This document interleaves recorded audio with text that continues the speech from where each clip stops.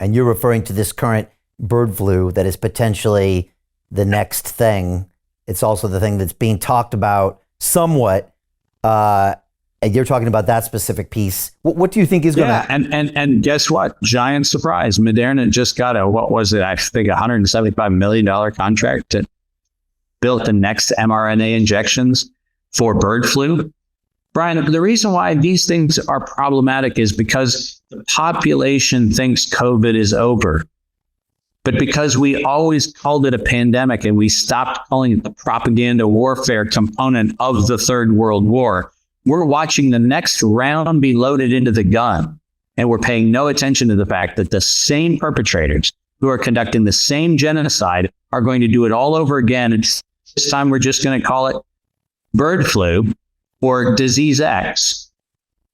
And by doing that, we are going to justify another round of lethality where tens of thousands of people will die on the spot.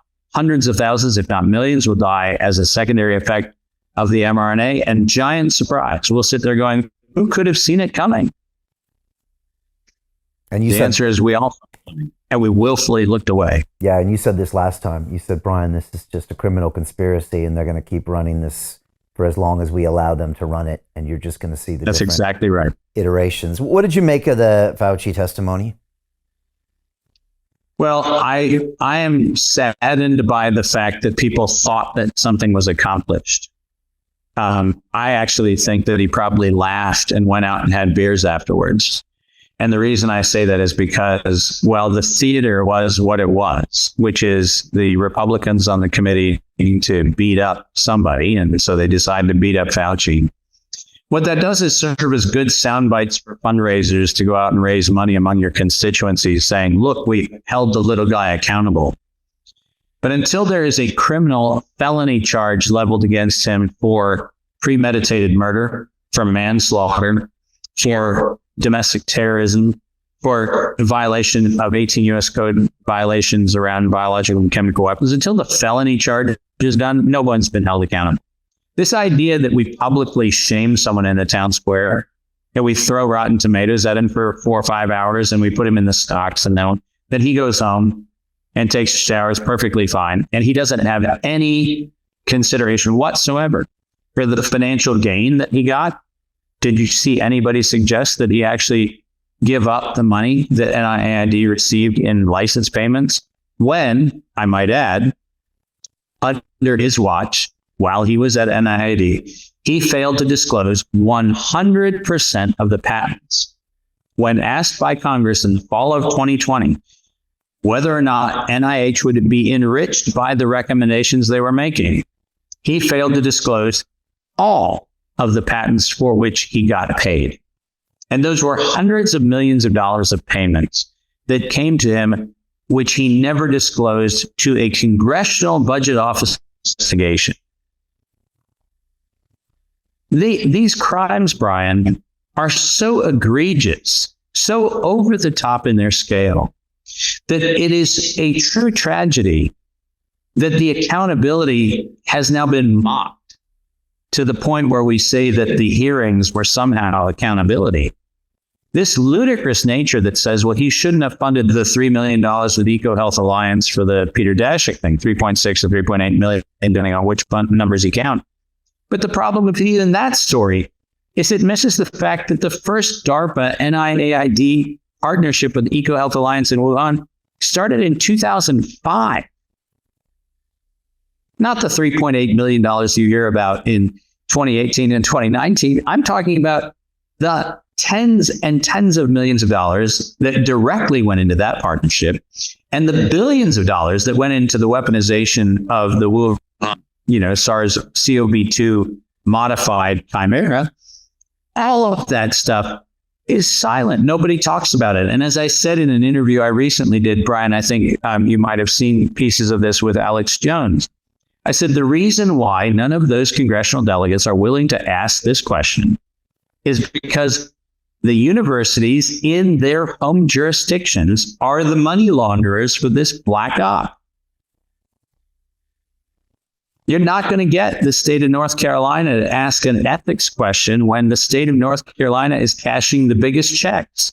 You're not going to get Tennessee to ask the question. You're not going to get Kentucky to ask the question. You're definitely not going to get Texas to ask the question, or Virginia, or any of the places where the criminals are cashing the checks, because it turns out that they know that they have to keep that quiet.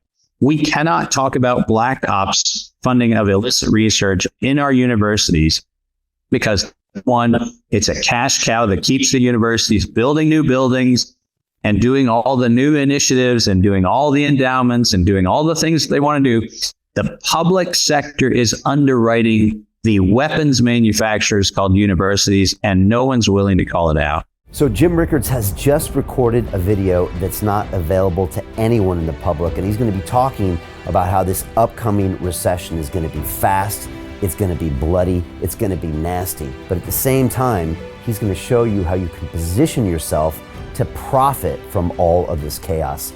Now, we've made this video only available to our viewers. Go to londonreal.tv/Jim. Watch that immediately. I can't say enough good things about Jim Rickards. He understands the global economic system better than any guest I've ever had on London Real. His predictions are almost uncannily true, and you can learn how to profit from his vision, from his expertise, and his understanding of economics. So go to londonreal.tv/Jim or click the link below. It's an excellent, excellent look on what's going to happen in the future and how you can position yourself to profit from that. Jim is one of the best in the business, one of my favorite guests on London Real, and he's very, very good at predicting the future and showing us all to profit from it. So click the link, and I hope you enjoy. The greedy bankers are about to do it again. In 2008, they crashed our financial system and nearly bankrupted the entire global economy. Then they received trillions of dollars in government bailouts. And after, they demanded fat bonuses paid for by you, the taxpayer. It turns out the banks haven't just been screwing the American taxpayers, they're also screwing over their investors. Turns out the banking industry is the worst place you could put your money, despite enormous taxpayer bailouts. Now the bankers are back to take away your financial freedom. They lie and tell you that cryptocurrency isn't safe.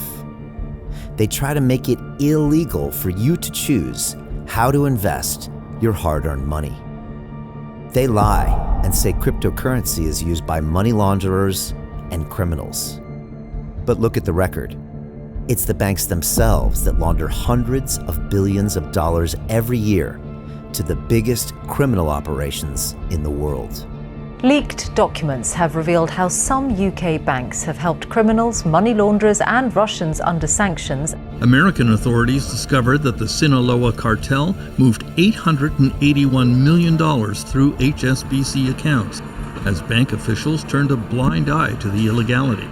The bankers lie and say cryptocurrency is not a real investment.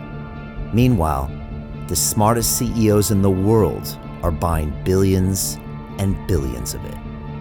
The truth is that banks lie about cryptocurrency because it makes them scared.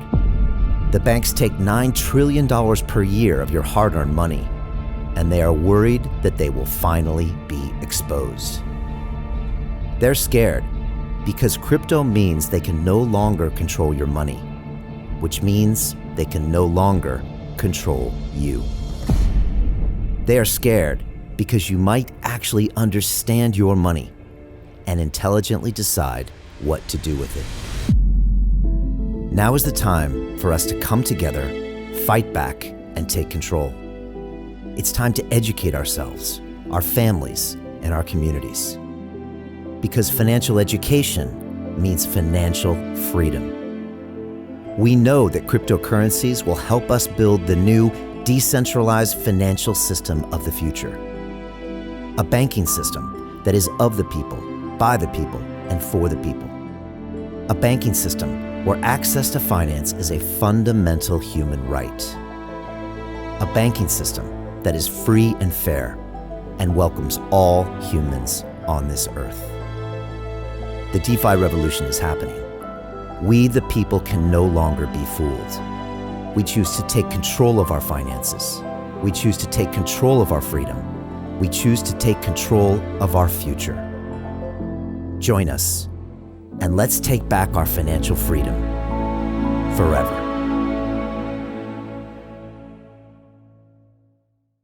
Hi, it's Brian Rose from London Real. You probably know that we've just recently been re-platformed on YouTube after 25 months completely in the dark.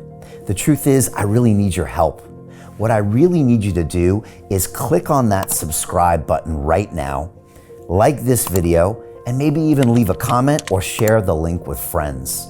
We're really fighting against an algorithm that's tried to keep us quiet for so long. And the more subscribers we have, the more people watch our content, the better guests we can bring you, the better content, and we can continue transforming lives. We've been doing this for 14 years now. I want to do this for another 14 years, but I really need your help. So click on that subscribe button, like the video, leave a comment, share this, and we're going to continue to bring you more and more great content. Thank you. Most people will never see this opportunity. Dubai luxury transformation projects have historically delivered 40 to 90% annual returns. That is incredible. These were once reserved only for insiders with access. I spent 15 years on Wall Street, and I learned this: the biggest returns always go to the people who get the call first. Now, you finally can. We've just received a brand new project with major upside potential. Allocations move fast. Click the link, apply now, and speak to my team. This is your chance to see what others never will.